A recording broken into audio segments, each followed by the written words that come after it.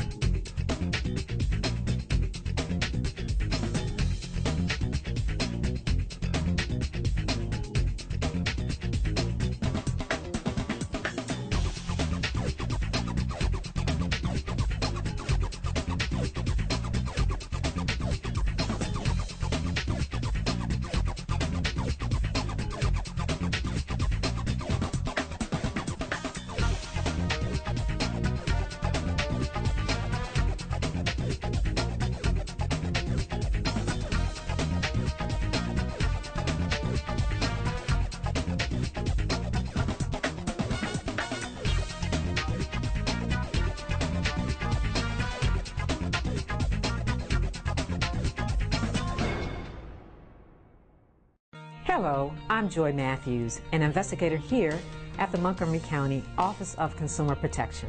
I'm also your host for Consumer Compass. Are we together? Our mission here at OCP is to ensure integrity in the marketplace. We do that by enforcing consumer protection laws. We also help resolve complaints, craft legislation, and oversee licensing in areas such as auto repair and new home building. And finally, we provide consumer education. In today's show, we'll get some education at a senior forum. You say, how can it happen? It happens. People have wired and called our office $2,000, $3,000. Then we'll meet up with investigator Bob Durant to learn about door-to-door scams. So once again, get it in writing and be specific. After that, we'll check in with one of our dedicated volunteers, David Lesser. We were able to get a $1,000 refund for those people, and that made me feel pretty good. And to end the show, we'll find out about the social media options available for you here at the Office of Consumer Protection. It's buying a new car. And then Friday, we're going to introduce the topic for next week, which is immigration fraud. So let's begin.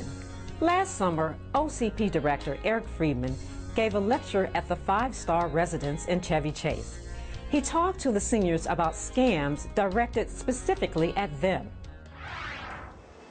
We're here today to talk to some seniors about consumer scams, some that target all residents, but also ones that target seniors in particular. So we're very honored to be invited here to be able to talk to a big group of seniors today.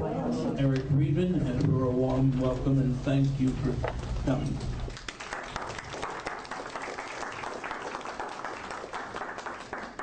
Thank you so much. It's an honor to be here. Thank you for inviting me.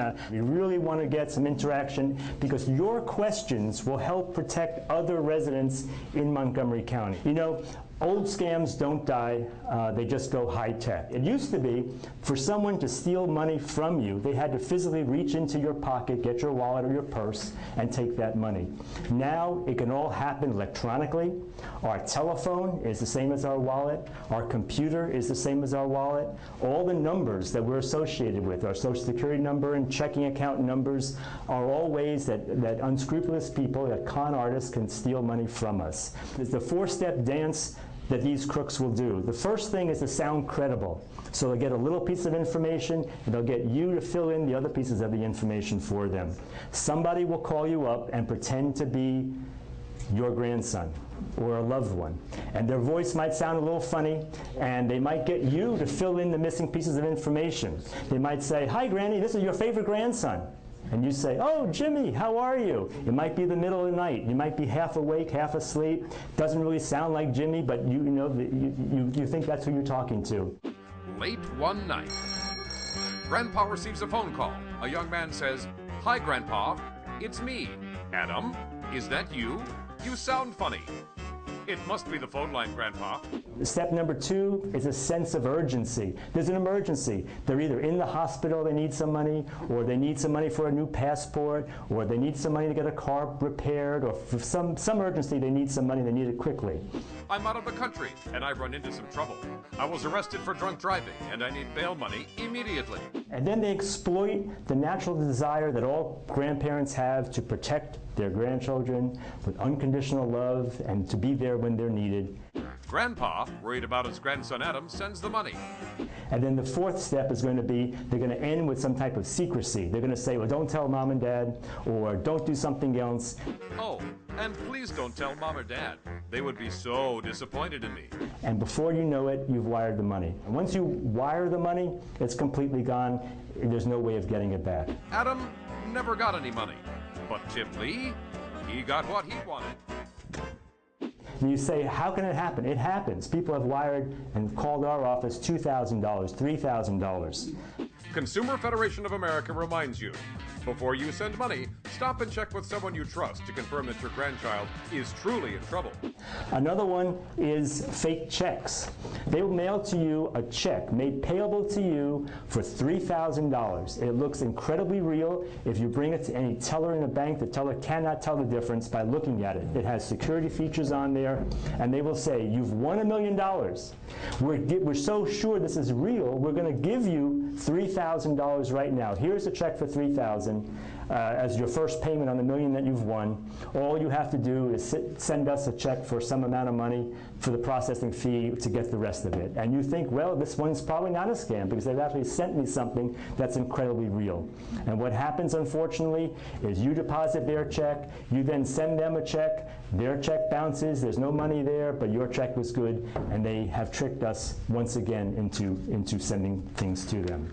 The third thing I want to talk about is identity theft.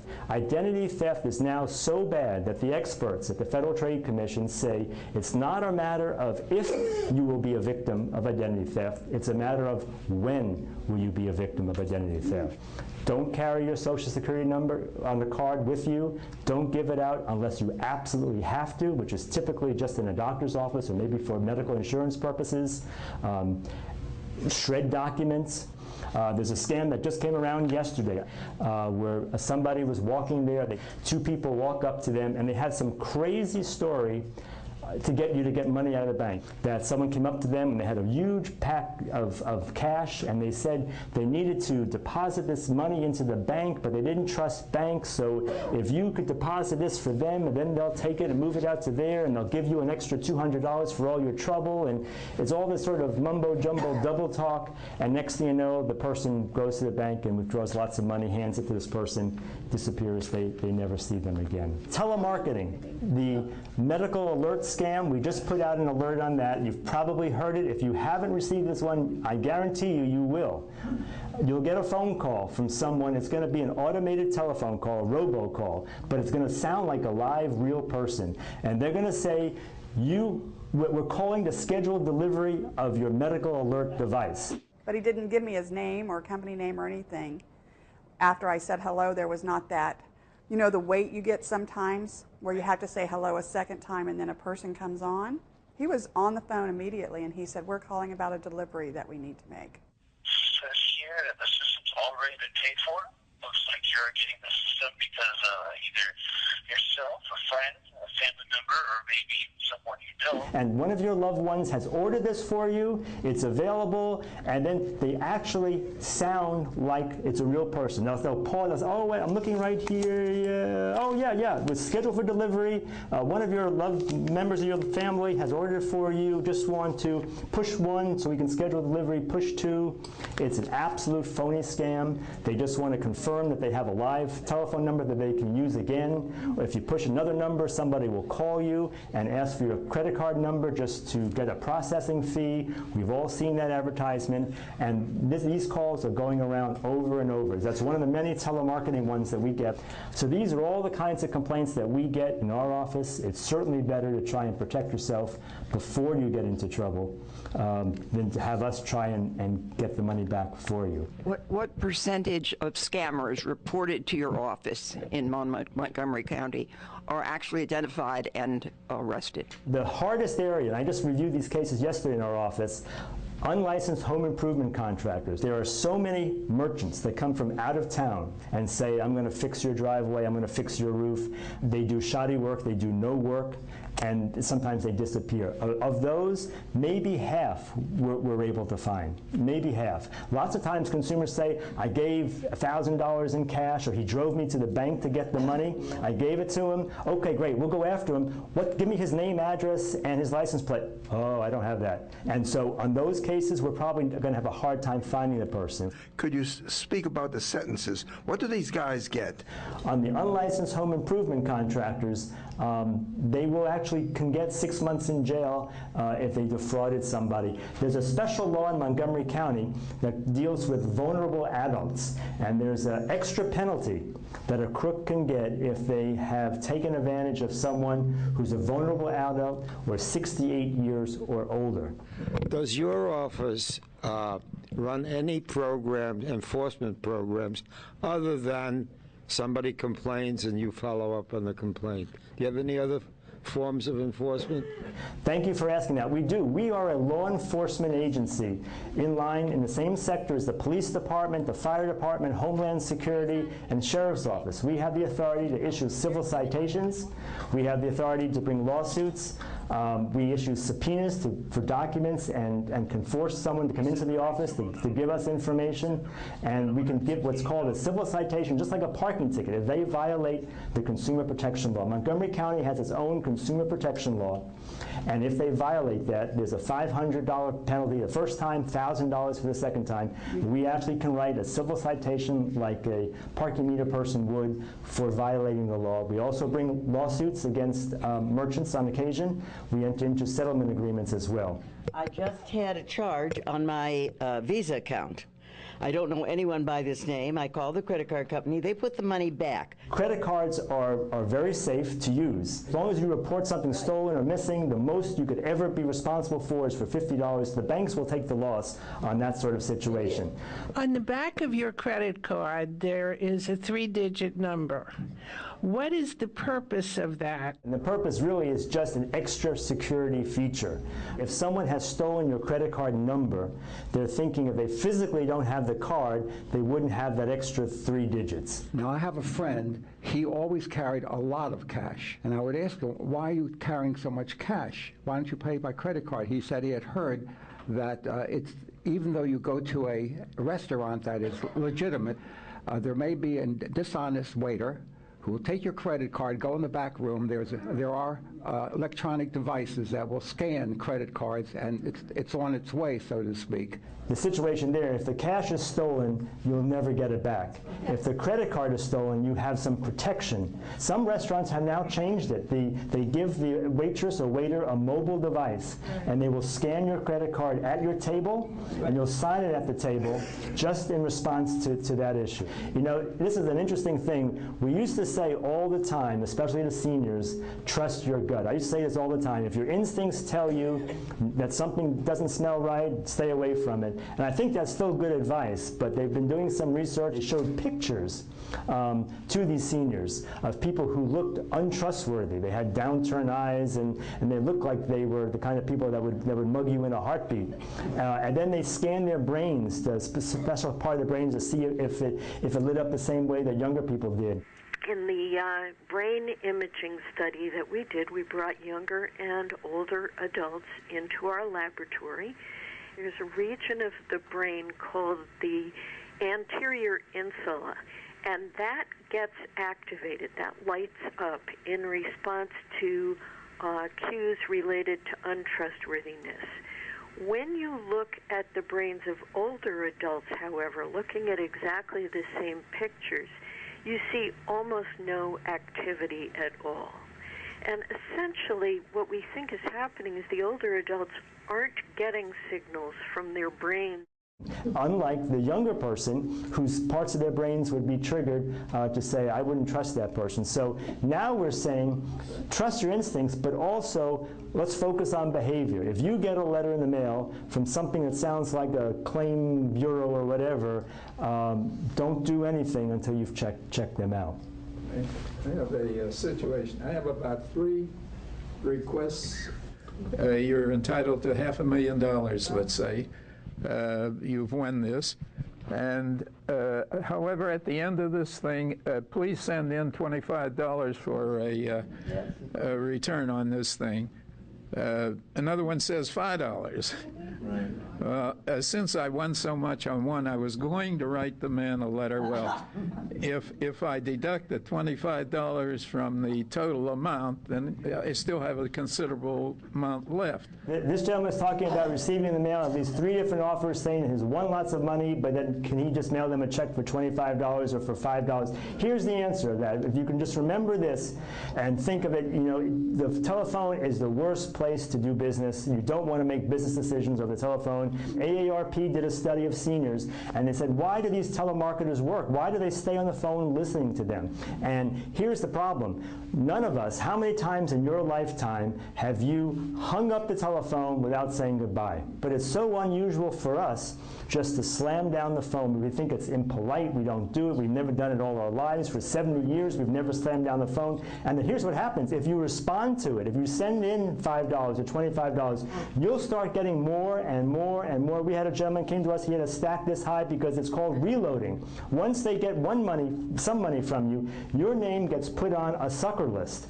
And then that gets generated around, and you'll get more and more and more people sending them to you. So please think of it as an opportunity not to lose a penny. I don't want us all to get depressed and be too cynical and go home moping, because these are just the warning signs. Luckily, we are all very aware, and I can tell by the questions that you are all very aware of what's going on there. It literally, the complaints we handle are cradle to grave and everything in between. But the good thing is, and this is probably the best thing, if you remember nothing else about what I say today, you only need to remember one thing, and that is you have a very vibrant and active Consumer Protection Office in Montgomery County, and if you get into trouble or have an issue, we'll be glad to try and help resolve that for you. And hope that you'll call us anytime you have a question, and thank you again for your time. Thank you, Art. Thank you, Stina. Smart group, lots of questions, and they all have some amazing consumer protection stories. So I hope they'll contact our office. I hope we can help lots of people.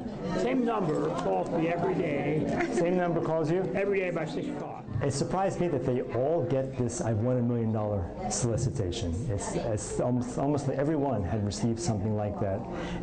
I said, no. Good, smart, I'm proud of you. I mean, I'm That's so what you do. mad. Response to I've gotten a number of these calls. Say, you won $1 million? Right. What do you do? I say, I'm so happy. I'll be very pleased to give you the $1 million that I won. Please accept it on my behalf. Good. Clunk. I hear the phone going. Good job. Very good.